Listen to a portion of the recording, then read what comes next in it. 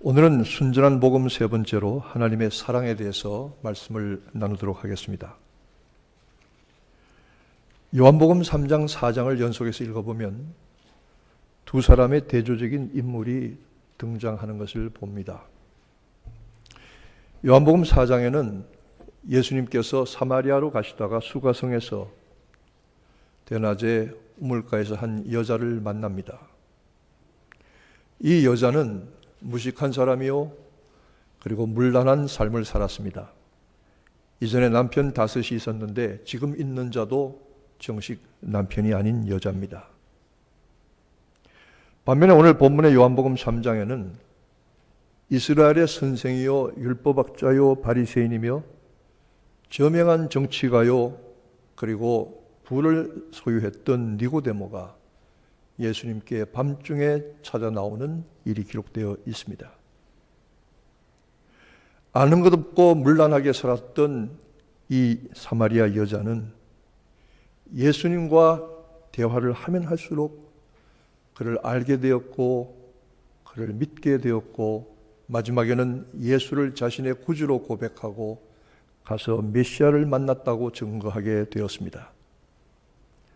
그런데 지식인이요, 권세자요, 정치가요, 유명한 사람인 니고데모는 예수님과 대화를 나누면 나눌수록 더 복잡해지고 회의가 알 수 없는 의심에 쌓여서 돌아갔던 것입니다. 이 두 차이가 무엇입니까? 한 사람은 마음으로 예수를 믿었고 한 사람은 머리로 예수를 이해하려고 애썼기 때문인 것입니다. 이 니고데모의 모습은 오늘 바로 이 시대의 모습이 그러하며 많은 사람들이 그러합니다. 많은 사람들이 기독교를 하나의 종교로 이해하고 있습니다. 예수는 위대한 윤리와 철학을 가르친 스승으로 생각을 합니다. 그리고 신자는 윤리적으로 살아야 하는, 그리고 율법의 행위대로 살아가는 윤리인간으로 생각을 합니다. 아니죠. 기독교는 복음이고 예수는 윤리선생이 아니라 하나님의 아들이시며 나의 구세주이십니다. 신자는 윤리적으로 살아가야 하는 사람이 아니라 믿음으로 살아가는 사람이라는 사실입니다. 구원의 길은 오직 한 가지뿐인 것이지요. 오늘 하나님의 사랑, 하나님이 우리를 구원하시는 일에 대해서 가장 중요한 전제가 있습니다.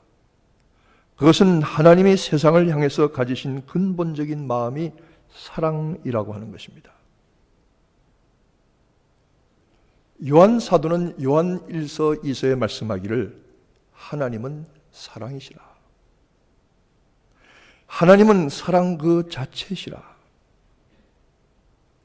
사람들은 하나님을 지나치게 두려워하면서 그분이 심판과 징벌을 내리시는 하나님으로 무섭게 생각하지만 사실 하나님은 자기의 피조물들을 향한 말할 수 없는 긍휼을, 사랑을 품고 계신 분이십니다. 하나님의 뜻은 아무도 멸망하지 않고 구원 얻기를 원하시는 분이십니다. 여러분, 저는 하나님의 사랑에 대해서 말씀을 전하려고 가만히 이 말씀을 오랫동안 묵상하면서 제 자신에게 3가지의 질문을 던졌습니다. 여러분도 혹시 이 3가지의 질문을 자기 자신에게 던져보시기 바랍니다. 첫째는 하나님이 왜 나를 사랑하시느냐 하는 이유에 대한 질문입니다. 하나님이 왜 우리를 사랑하십니까? 하나님이 왜 나를 사랑하십니까?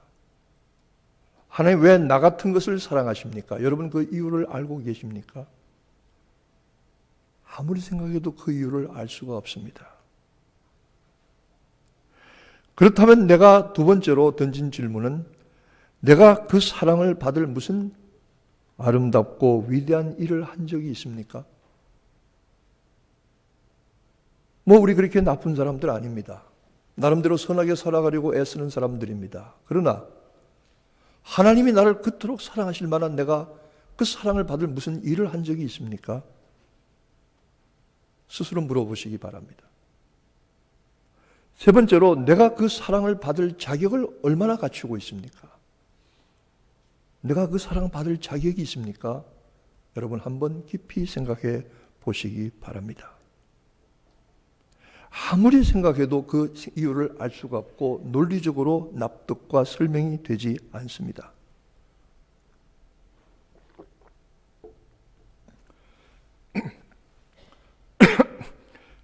사실 우리가 말하자면은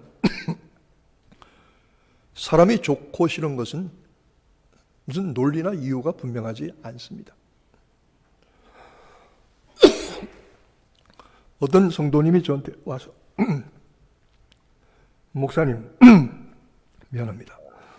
나는 목사님이 정말 좋아요. 나는 목사님 사랑해요. 그런 분들이 간혹 있습니다.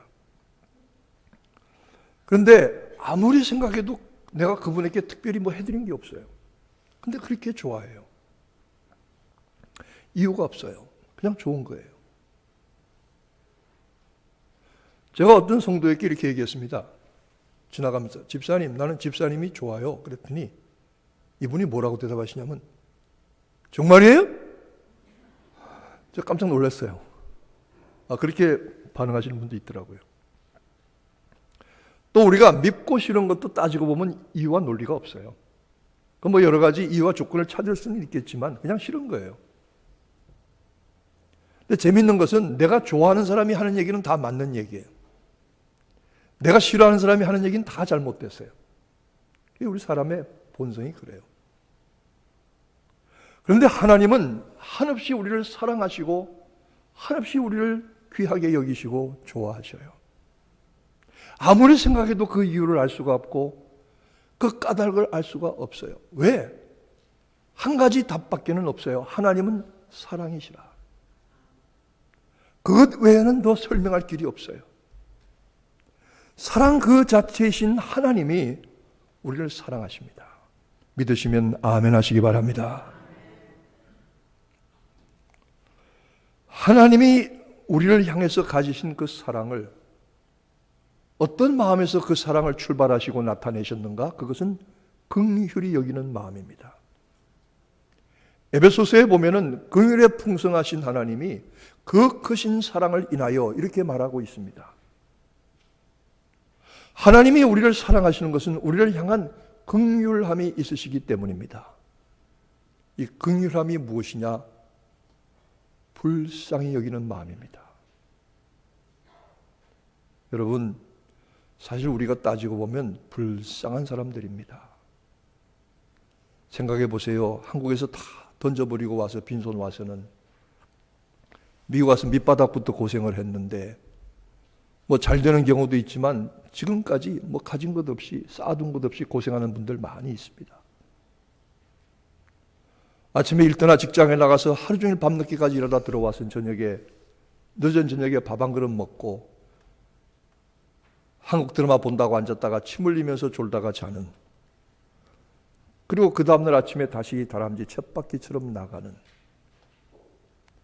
이렇게 매일 시달리고 복잡하게 마음의 여유도 없이 쉼도 없이,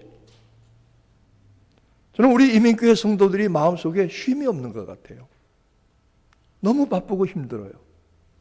경제적인 문제, 자식들 문제, 기껏 키워놨더니 미국 와서 길렀더니 말도 안 통하고 마음도 안 통해. 자식들이 속상해요. 그러다 보니 건강도 상했어요. 경제적으로도 쉽지 않아요. 우리 살아가는 삶이 참 사실은 고단하고 피곤하고 이민교회 성도들이 마음의 쉼과 여유가 없어요. 그러니 빡빡한 거예요. 그나마도 우리가 이렇게 나와서 예배하고 하나님께 예배드리고 찬송하고 은혜를 받고 돌아가는 이 일이 그 생활 가운데도 우리의 생명의 원천이고 삶의 능력의 원천이 됩니다. 이 은혜를 받으시기를 축원합니다. 우리 서로 불쌍한 사람들입니다. 뭐 목회자에게 이렇게 저렇게 힘들게 하는 분들이 있지만 목회 오래 하면서 보니까 참 안 됐어요. 불쌍한 마음이 들어요. 참 그런 마음이 들어요. 불쌍하다. 바울 사도는 말씀하기를 너희는 서로 사랑하라, 너희를 서로 긍휼히 불쌍히 여기라, 이렇게 말하고 있습니다. 우리가 말씀에 순종해서 옆에 분들과 이제 이렇게 한번 인사와 격려하십시다. 쳐다보면서 지극히 불쌍한 눈, 처근한 눈으로 아이고 불쌍해라, 서로 그렇게 인사하세요. 뭐 안 불쌍한 거예요? 아니 뭐 제일 고급차 타고 뭐 모피코트 입고 오는데도 불쌍해요? 1년에 택스를 몇만 불 내는 큰 집에 살아도 불쌍하냐고요? 그래도 불쌍해요. 그래도 불쌍하다고요. 그 영혼이 불쌍하다고요. 하나님이 우리를 사랑하시는 까닭은 우리를 향하신 긍휼이 있습니다. 하나님이 우리를 향하신 사랑과 긍휼이 무엇입니까? 당신이 지으신 피조물입니다. 당신이 주신 귀한 형상이 우리 안에 있습니다. 자기 자식입니다. 누가 저보고 딸 바보라 그래요. 나 그렇게 딸 바보는 아니에요. 그 자식들 바보가 있어요. 뭐 딸 바보, 아들 바보들이 요새 있다고 그래요. 그런데 이 딸 바보, 아들 바보보다 더 심각한 바보는 손주 바보더라고요. 내가 보니까 대책이 없는 사람들이더라고요. 대책이. 뭐 약이 없어요. 손주 바보들 고칠 길이 없어요. 뭐 정신을 못 차리고 앞뒤가 없어요. 내가 끼친 생명에 대해서 하나님께서 우리를 지으시고 당신의 형상을 두시고 당신의 이름을 영광을 나타내시려고 만드신 우리를 향해서 얼마나 크고 놀라운 긍휼과 사랑을 가지고 계신지 모릅니다. 하나님은 결단코 우리가 멸망하기를 원하지 아니하시고 잘못되기를 원하지 아니하십니다. 이것은 하나님의 뜻이 아닙니다. 하나님은 우리를 향해서 가지신 긍휼과 사랑을 직접적인 역사로 나타내셨습니다. 그것은 한 분 외아들 예수 그리스도를 우리를 위하여 십자가에 대신 피 흘려 죽게 하신 것입니다. 그를 대속과 화목의 희생 제물로 내어 주신 것이고 그리스도는 끝까닭에 나를 위해서 대신 죽임을 당하신 것이죠. 이것이 하나님의 사랑입니다. 많은 사람들이 하나님의 사랑을 여러 가지로 경험했다고 말합니다. 나는 이런 사건이 있었는데 이런 일들을 통해서 하나님의 사랑을 알았어요. 좋은 일입니다. 칭찬하고 간증할 만한 일입니다. 어떤 분은 나는 삶의 이런 상황에서 하나님을 만났고 하나님이 나를 도와주셔서 나를 사랑하신다는 증거를 받았어요. 좋은 일입니다. 그러나 그런 것들은 전부 인간적인 일이고 상황적인 일이고 현실적인 일입니다. 정말 우리가 하나님의 사랑과 은혜를 체험하는 것은 오직 한 가지뿐입니다. 로마서 5장 6절, 7절, 8절은 이렇게 말하고 있습니다. 의인을 위하여 죽는 자가 쉽지 않고 선인을 위하여 용감히 죽는 자가 혹 있거니와 우리가 아직 연약할 때 그리스도께서 기약대로 우리를 위하여 죽으셨도다. 8절은 이렇게 말하고 있습니다. 우리가 아직 죄인 되었을 때에 그리스도께서 우리를 위하여 죽으심으로 하나님께서 우리에게 대한 자기의 사랑을 확증하셨느니라. 아멘. 다른 여러 가지로 하나님의 사랑을 체험할 수가 있지만 정말로 우리가 하나님의 사랑을 체험한 그 근거는 오직 십자가의 사랑입니다. 이 십자가의 은혜와 사랑이 여러분의 체험이 되어지기를 축원합니다. 나의 신앙 고백이 되어지기를 축원합니다. 이것 진짜입니다. 이것 해야만 신앙이 정상적으로 믿음의 길에 들어서는 것입니다. 그 사랑을 깨달을 때에 그 십자가의 사랑을 깨달을 때 우리는 비로소 온전한 믿음의 생활, 신앙의 생활, 믿음의 길을 가게 되는 것이지요. 그때부터 우리가 하는 모든 일들은 책임과 의무가 아닙니다.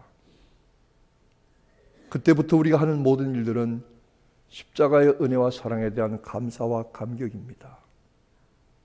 주님을 섬기고 교회 일을 하고 여러 가지 일들을 하는 것을 책임감과 사명감만 가지고는 감당할 수가 없습니다.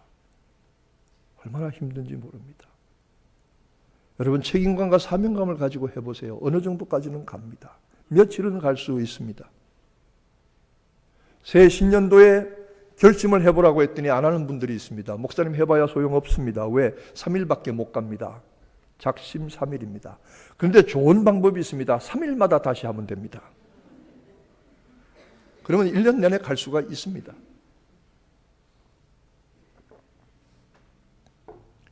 우리가 주님을 섬기고 이런 일을 하는 것은 단순한 사명감, 책임, 습관, 생활의 한 부분만이 아닙니다. 그런 것도 가능하고 필요하지요. 그러나 정말로 주님을 사랑하기 때문입니다. 여러분이 예배하고 주님을 섬기고 성도들을 섬기는 것도 목회자가 목회하는 것도 주님을 사랑하기 때문에 하게 되기를 바라는 것입니다. 그런데 이 사랑이 부족해요. 저도 부족하고 여러분도 부족한 때가 있어요.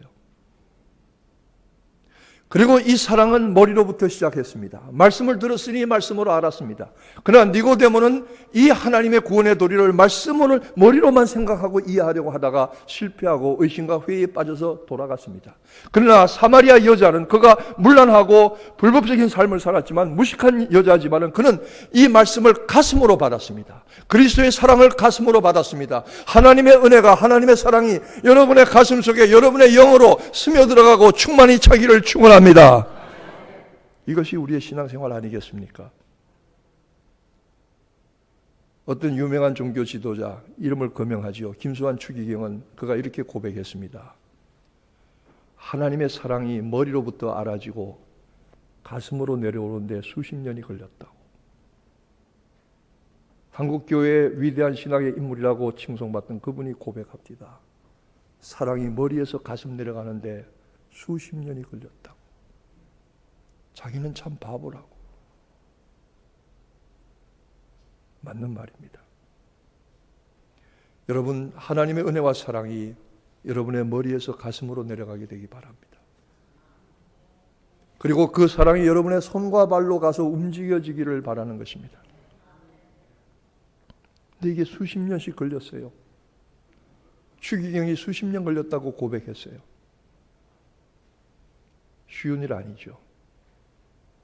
그러나 우리가 사랑 없음을 고백하고 사랑 주시기를 구해서 하나님의 뜻대로 쓰임받기를 간절히 원할 때에, 이 은혜를 사모할 때에, 그리고 이 사랑의 행동과 움직임이 결국은 십자가의 사랑을 내가 깨닫고 받아들일 때에, 그 사랑이 내 머리가 아니라 내 가슴으로 들어올 때에, 손과 발로 나아갈 때에 하나님 우리를 향하신 뜻이 이루어질 줄로 믿습니다.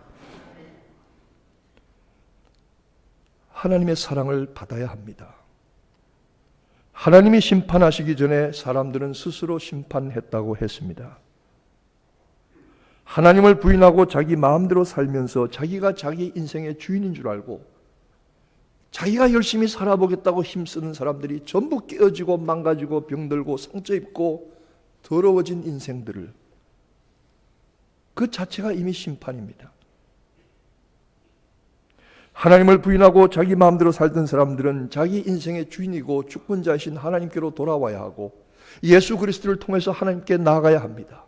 십자가의 사랑을 통해서 회복을 받아야 합니다. 그 사랑을 멸시하고 계속 어두움 가운데 거하는 사람들은 십자가를 통해서 나타나는 사랑을 부인함으로써 벌써 심판을 받은 것입니다. 그런데 하나님은 어느 누구도 멸망하게 되기를 원하지 아니하십니다. 여러분이 잘 아시는 요한복음 3장 16절, 어릴 때부터 외웠고 들었고 보았습니다. 많이 들었습니다. 복음 중에 복음입니다. 이 한 말씀 증거하는 것이 분명한 전도가 될 수 있습니다. 형제여, 당신이 어떻게 살았든지 간에 하나님이 형제를 사랑하사 독생자를 주셨으니 이를 저를 믿기만 하면 멸망치 않고 영생을 얻게 하려 하심입니다. 이 단순한 말씀에, 이 한 가지 말씀에 오직 유일한 구원의 길이 있다는 것입니다.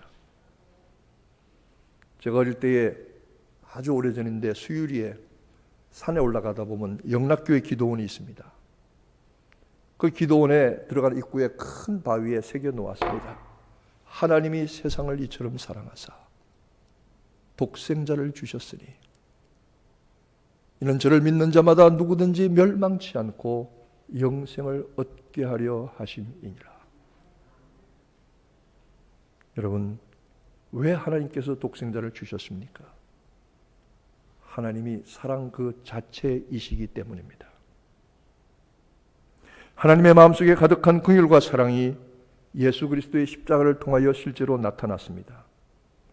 우리는 그 사랑을 믿고 받아들임으로써 하나님께로 돌아와 자녀의 신분을 회복하게 됩니다. 우리 앞에 십자가로 나타난 사랑을 믿고 받아들이느냐 아니냐가 우리 구원의 결정적인 차이가 될 것입니다. 아무리 생각해도 나를 사랑하시는 그 사랑을 이유를 이해할 수 없지만, 내가 그 사랑을 받아들일 만한 큰 일을 한 것도 없지만, 그 일을 받아들일 만한 자격도 없지만, 왜 날 사랑하나, 왜 날 사랑하나? 십자가의 나위에서 대신 죽으신 그리스도의 사랑, 하나님의 사랑이 여러분의 마음속에 충만히 채워지고 머리에서 가슴으로 손과 발로 나가는 귀한 성도들이 되기를 2014년 초두에 여러분을 주님의 이름으로 축복합니다. 기도하겠습니다.